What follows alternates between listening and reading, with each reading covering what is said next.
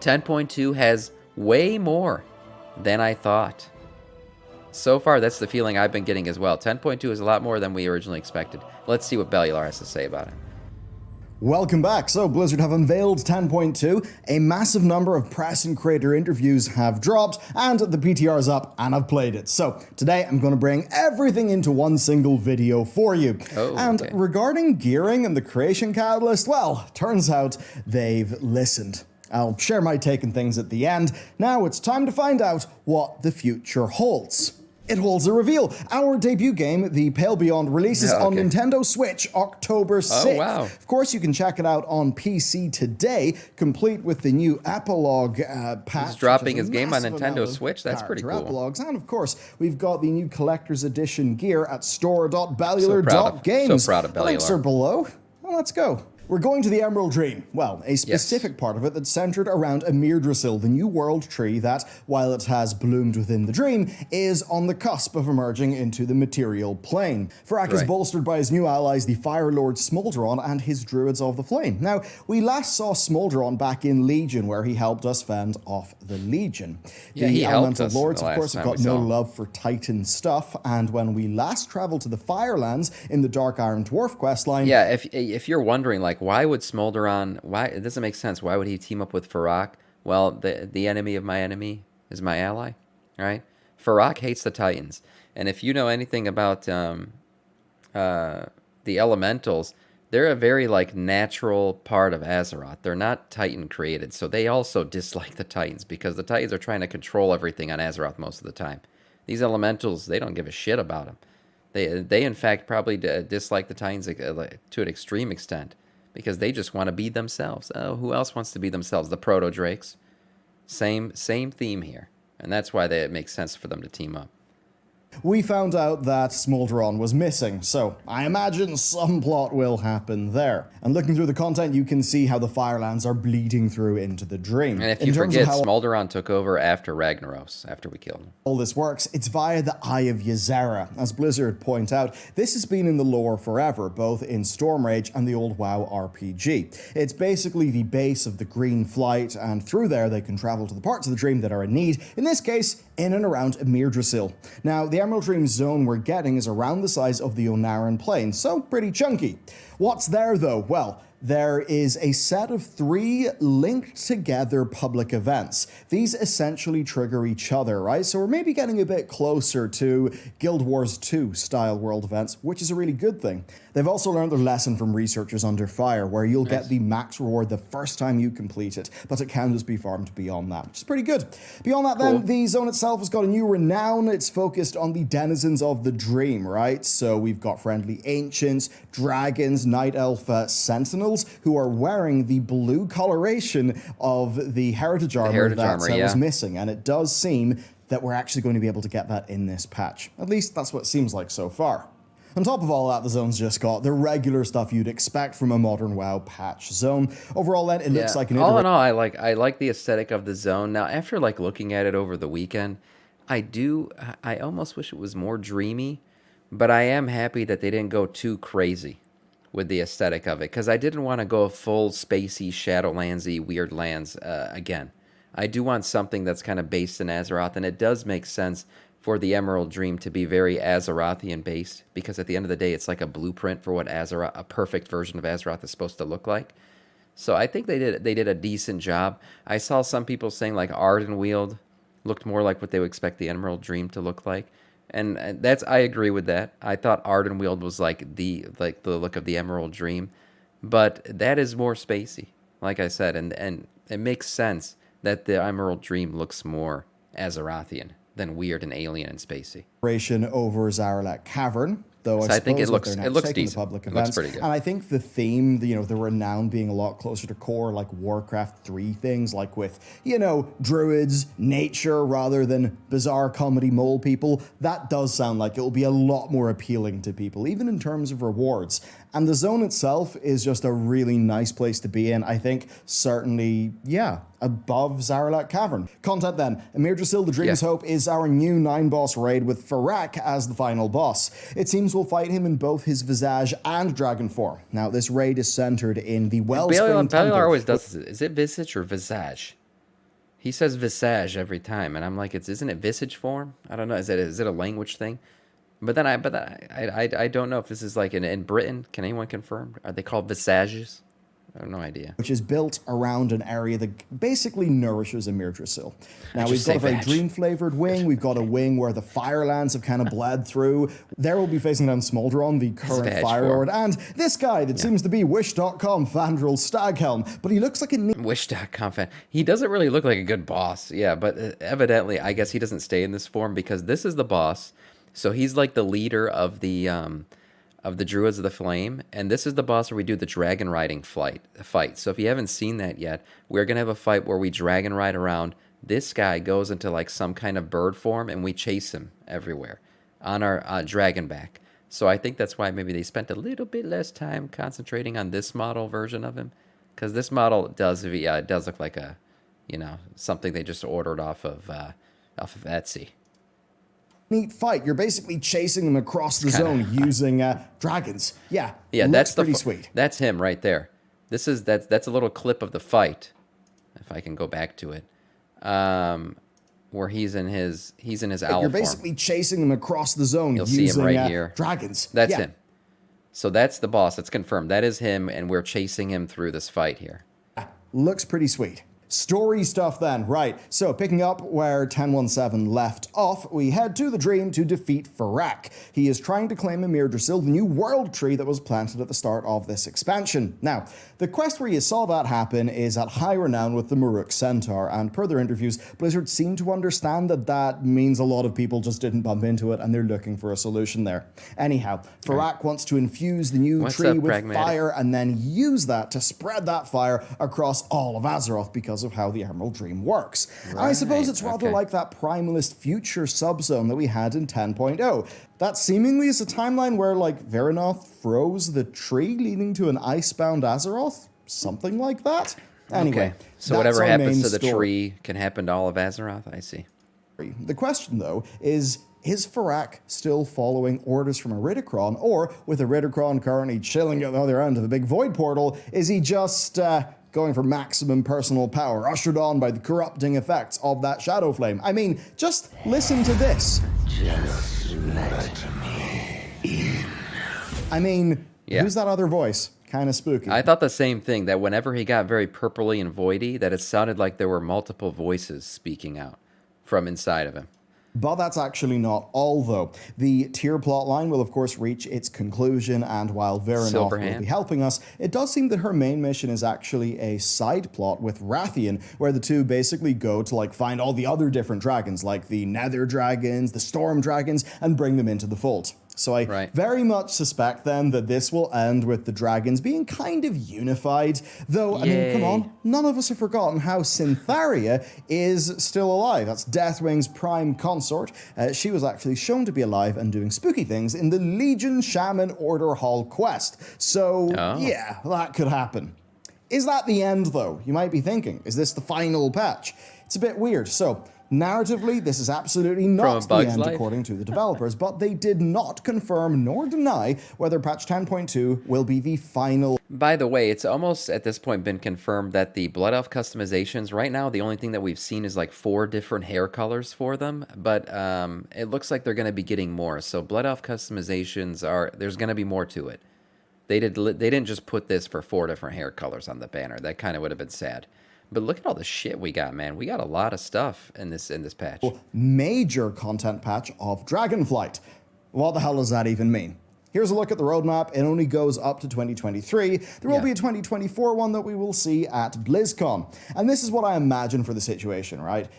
Emir Drasil may be our final raid tier, and 10.2 may That's be what I was our saying. final major content patch. That's what I was saying. However, 10.2.5 and 10.2.7 will continue the story. Yes, they'll right? continue the story and Without take us into the next dropping patch expansion. names, I think Blizzard have pretty much kind of confirmed that. I mean, with Farak defeated, the Emerald Dream safe, the flights unified, Nosdor moved through his funky wobbly, the only thing that's going to remain is Iridikron. So here are the Yeah. options. One, And Iridikron's Ridicron's theming is all void already, so he could totally be killed in the next expansion, right? He doesn't have to be killed in this one. He can be carried over. His storyline already carries over.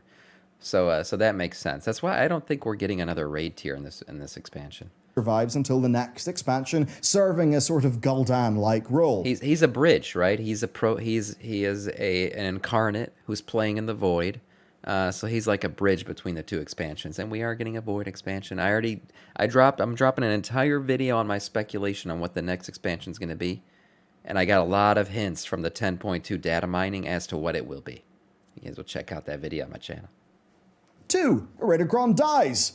2A. This is all part of patch 10.3, and we actually do get a full major content patch. Or, option 2B, this is done via a mini raid that's tied into a Season 4 that would be kind of modeled after Shadowlands Season 4. That's the kind of thing that I would expect. But look, if next year has got a full World of Warcraft expansion coming out in the 4th quarter, and then has 10.2.5, 10.2.7, and then the pre-patch for the new expansion, yeah, that actually does feel like a pretty damn chunky content cadence, especially with that Season 4.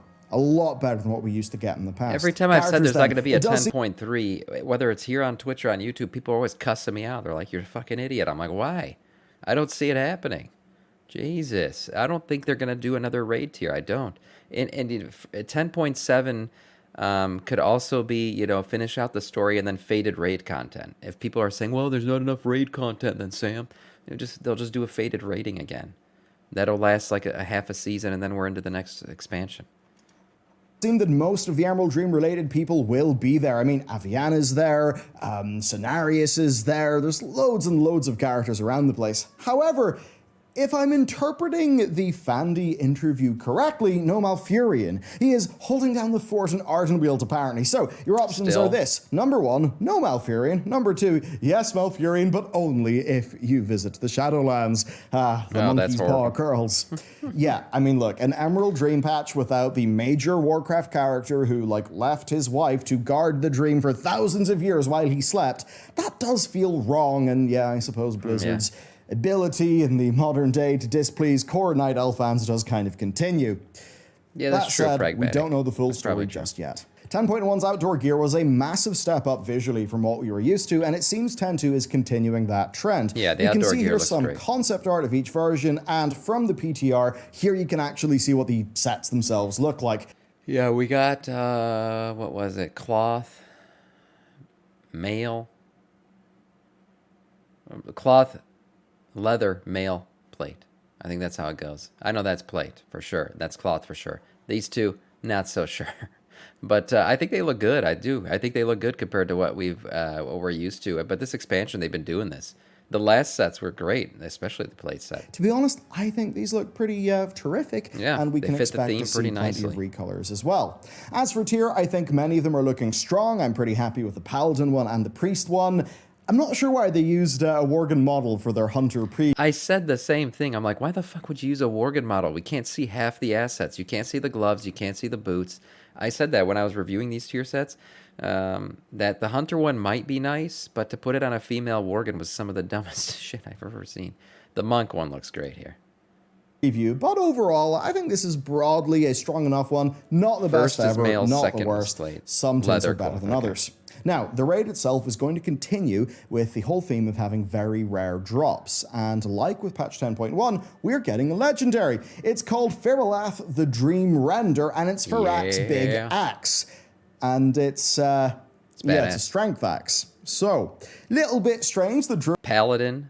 It's going to be Paladin, DK, Warrior. We'll be able to use it. Druids did not get a legendary in the Emerald Dream patch, but actually, Druids do get a lot else. So here's some screenshots of Moonkin forms, right? Yeah. That looks pretty sick. It was mentioned, though, that raid bosses and secrets would be involved in getting more customizations. The press kit then has this image of a fire form-looking Moonkin, and some data mining actually found a HD Firecat. Overall, then, that's looking quite strong, and Blizzard described what Druids will be getting as being a bit like the Warlock customizations of patch 10.1.5. Pretty sick, actually. And that's not it for... I saw some people were a bit disappointed in the fact that we didn't get other Druids for other races. Mr. GM tweeted out over the weekend that he thinks we're going to get that in like 10.5 or 10.2.5. That's going to be the patch that we get other Druidic races in the game. And that kind of makes sense. I mean, we're playing around in the Emerald Dream. Hey, maybe some races from Azeroth also learn how to be druids while we're there. That could be it. Undead druid. That's the one that's so... It would just be dead, undead animals and shit. That's what you'd be becoming. Volpera druid. Oh, God. For As customizations, if furries don't already get enough in this game. We got to give Volpera druids Blood Elves too. are actually getting a pass of new customization options as well. Okay, let's go back to rewards. We're getting a new Fey Dragon dragon riding mount. On PTR, I got that like immediately on patch day. Like it's the first quest did it. I Oh, don't wow, we're know all if just it'll gonna be get it like from that a in the quest? final game though. There's also some Okay. new customizations for the Grotto Nether Drake. I imagine if you didn't get Yeah, yours more via the colors. trading post, that like great. there will be a quest to get one of them somehow. It's already been confirmed. Yeah, if you didn't get it via the trading post, there will be a quest line you can complete to get it. That was actually confirmed over the weekend. Beyond that then, here is a sample of some other things that we've seen. We've got a new stag mount with some gorgeous animations, another tint of the outdoor set. Likely we'll get many of the critters that they showed off at the press kit. And from There's that perusing vicious around the gladiator PTR, mount. basically loads of things that look really nice and very much look sort of Emerald Dream Druidish Warcraft, which I like a lot.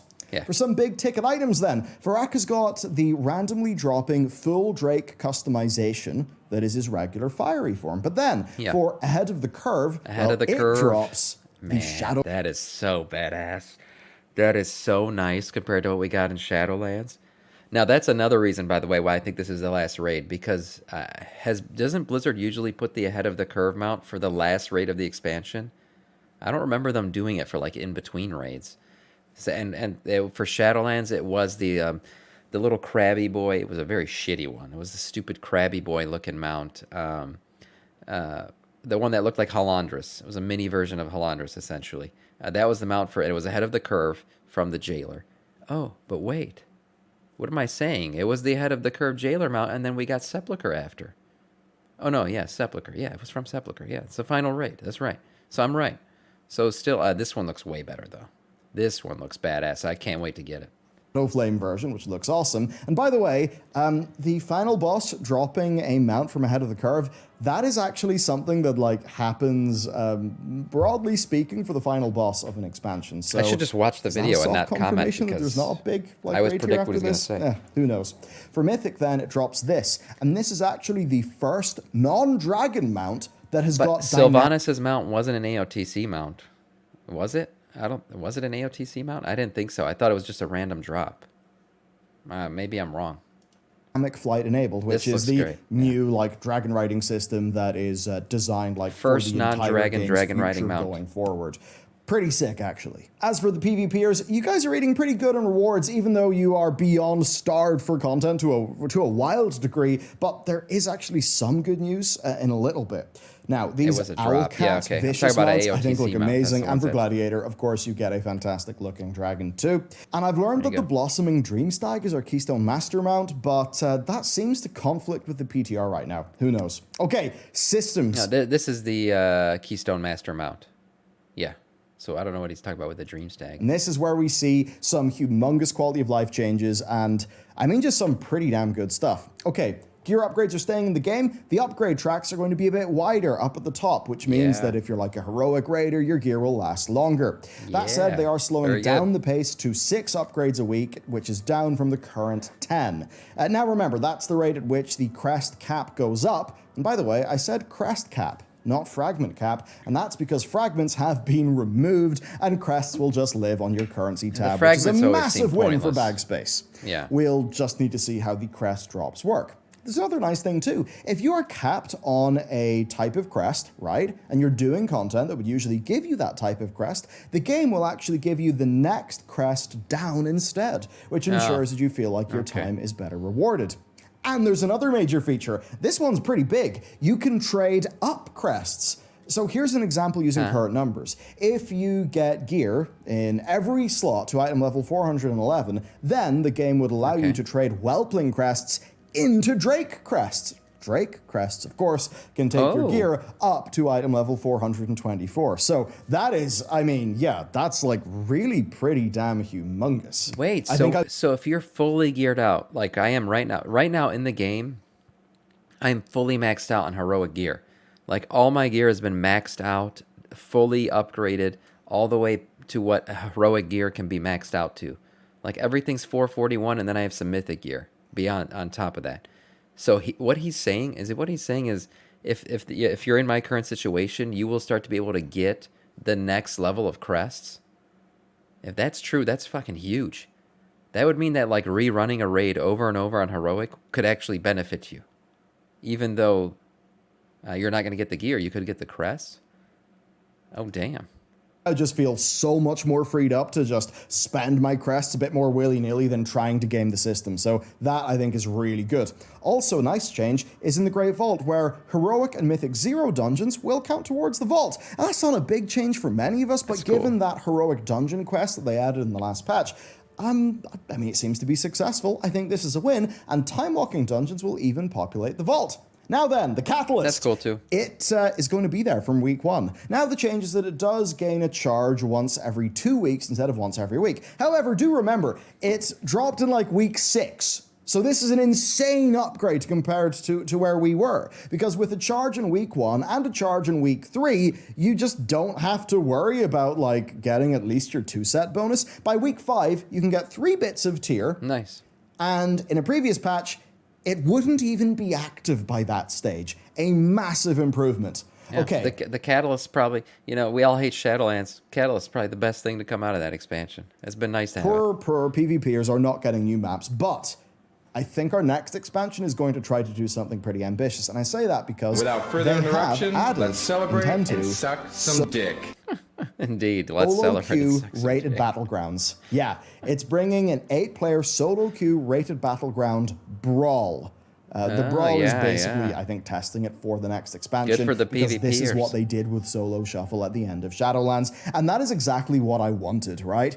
Especially because with pings existing, the ability to communicate on the fly with other players is just massively the ping up. systems And are I'm a pretty lot cool. more We've been using it. interested in objective-based PvP play than I would be in just a straight arena. I mean, many people love gearing their characters via the regular battlegrounds early on, but just don't happen to enjoy arena. They prefer the BG format, but getting a rated battleground I prefer the equipped is BG just such a format pain over in the arena ass. for sure. So this, I think, is a humongous though I win, don't or at really least means PvP. my chances of going for those vicious mounts has went up massively.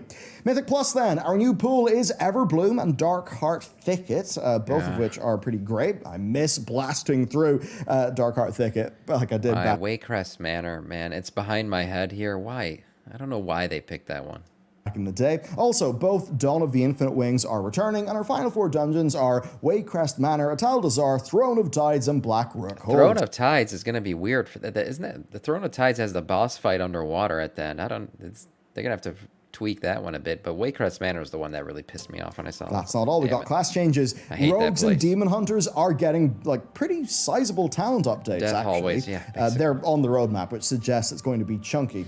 And per the interviews and the PTR, well, Disc Priests are getting some love too, with the goal of simplifying our fairly stacked gameplay, which has been a pain point many people have been talking about since the start of this expansion. Then, and almost certainly responding to the Mythic plus healing difficulty situation, Blizzard are looking to make single target heals more powerful while reducing the big cooldowns and then making major mana adjustments. Pretty exciting, of course. We'll just have to see how this shapes out over a few iterations of the PTR servers, but basically it's amazing seeing the continued love that classes are getting. Compared to Shadowlands, it's just night and day. They're also updating some class resources on the UI, and Fandy brought up the issue of Blizzard's mouse overcasting falling apart when you try to use extra action buttons, and Morgan said he would raise that with the UI team.